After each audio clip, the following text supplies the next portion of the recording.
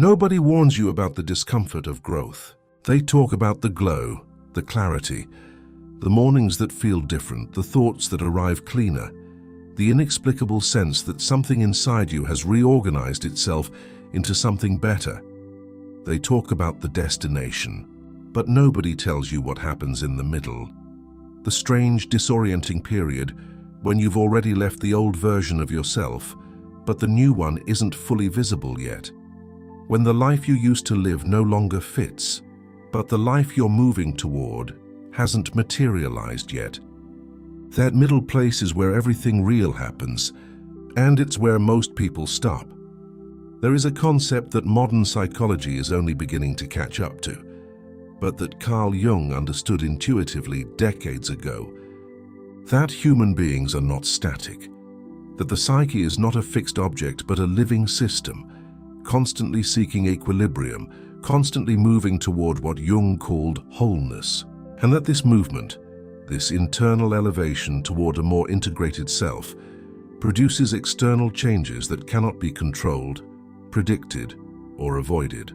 When you raise your internal frequency, when you do the real work of healing your wounds, releasing your unconscious patterns, integrating the parts of yourself you've been taught to hide, the world around you doesn't stay the same. It can't, because you are no longer the same. The first thing that changes is what you can tolerate.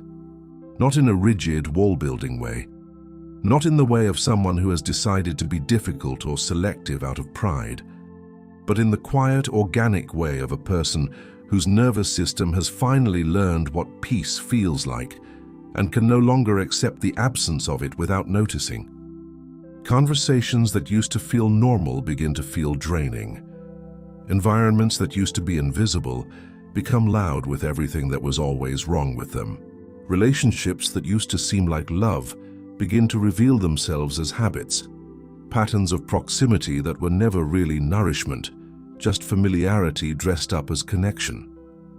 Jung called this the awakening of the discriminating function. The psyche, once it reaches a certain level of integration, begins automatically sorting what sustains it from what depletes it, not analytically, not through lists and logic, but through a felt sense that becomes impossible to override.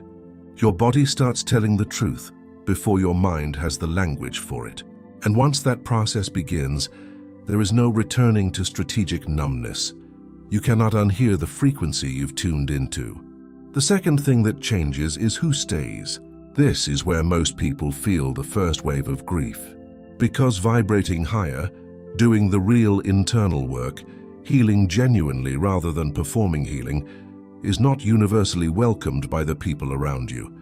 Some of them need you at a certain frequency to maintain their own equilibrium. They've built their relationship with you around a version of you that absorbed what they couldn't carry, that made itself smaller to make them comfortable, that kept the peace at the cost of its own truth.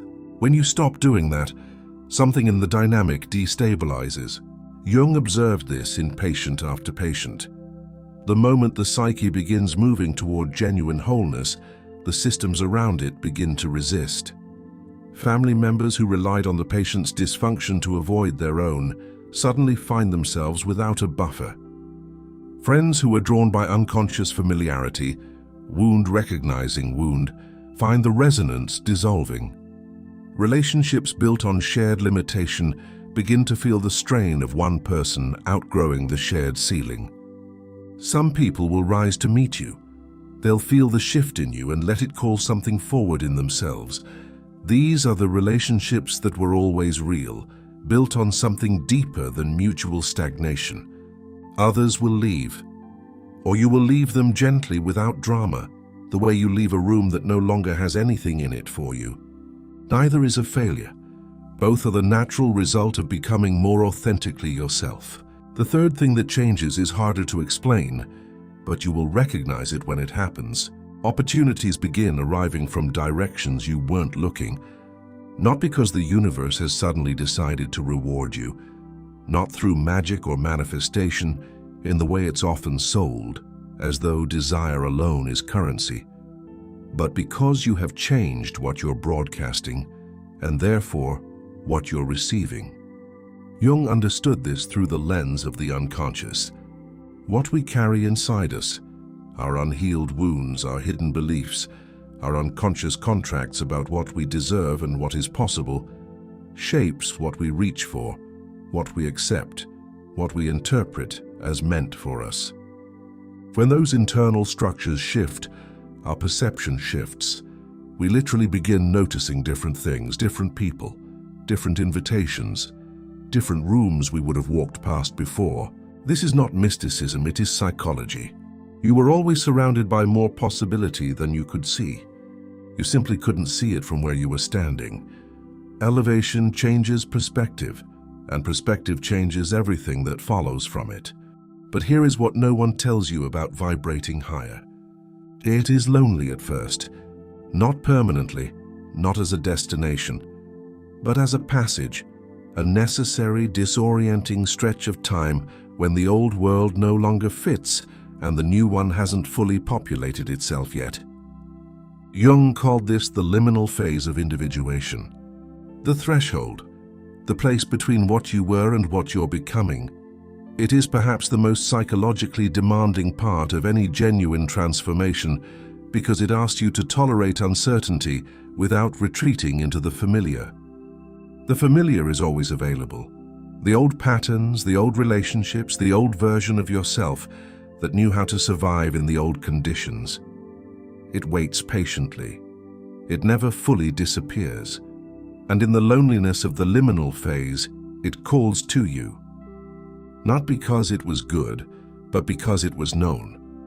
The work of vibrating higher in this passage is to stay, to resist the gravity of the familiar, to trust that the emptiness you're feeling is not evidence that you've made a mistake. It is evidence that you've made space. Space is where everything new begins. Jung found something remarkable in the patients who stayed with the process long enough to come through the liminal phase fully. They didn't just feel better, they became structurally different. Their relationship to difficulty changed, not because difficulty disappeared, but because they had developed an internal ground stable enough to hold it without collapsing. Their relationship to other people changed, not because people changed, but because they were no longer looking at others through the distorting lens of their own unmet needs. Their relationship to themselves changed most of all. They stopped treating themselves like a problem to be managed. They started treating themselves like a life to be lived. This is what genuine elevation produces. Not a curated external existence, not a highlight reel of growth, but a quieter, more solid, more sustainable way of being present to your own experience and to everyone you allow into it. If you are in that middle place right now, if the old life has loosened its grip but the new one hasn't fully arrived, there is something Jung would want you to understand. What you're experiencing is not stagnation. It is not failure. It is not evidence that the work isn't working. It is the work. The discomfort you feel is the feeling of a system reorganizing at a level deep enough to matter. The loneliness is the feeling of outgrowing what was never truly meant to contain you. The uncertainty is the feeling of moving towards something real rather than something merely comfortable. You are not falling apart. You are falling into alignment. Watch what changes when you commit to that alignment fully. Watch who stays and who quietly recedes. Watch what begins arriving once you've stopped filling every inch of your life with what was merely available. Watch how differently you hold difficulty, how much less you need external validation to feel certain of your own worth, how much more clearly you can see other people, their wounds, their patterns, their beauty, without losing yourself in the seeing. Watch how silence stops feeling like absence and starts feeling like presence. Watch how you stop performing your life and start inhabiting it. This is what vibrating higher actually means. Not a frequency you broadcast outward to attract better circumstances. A frequency you build inward, patiently, honestly, without shortcuts, until it becomes the ground you stand on. And from that ground, everything changes, not all at once, but permanently.